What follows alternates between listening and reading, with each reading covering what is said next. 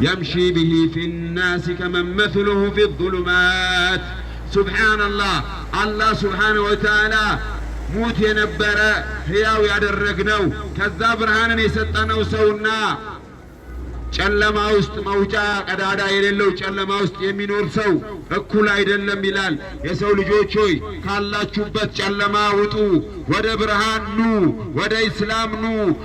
እስላም ውስጥ ድብቅ ብሎ ነገር የለም፣ ምስጢር ብሎ ነገር የለም። ሁሉ ነገር ግልጽ ነው።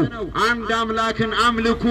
ነብዩ መሐመድ የአላህ መልእክተኛና ባሪያ መሆናቸውን መስክሩ። ነብዩ መሐመድ ብቻ አይደሉም፣ ኢየሱስም የአላህ ባሪያና መልእክተኛ መሆኑን መስክሩ ነው የምንላችሁ። ኢስላም የመዳኛው መንገድ ነው። ኢስላም የነቢያቶች መንገድ ነው። ኢስላም የኢየሱስ አስተምሮት ነው እያልን ጥሪያችንን እናደርጋለን። ስለሙ ሰላም ታገኛላችሁ። ስለሙ ጀነትን ትወርሳላችሁ።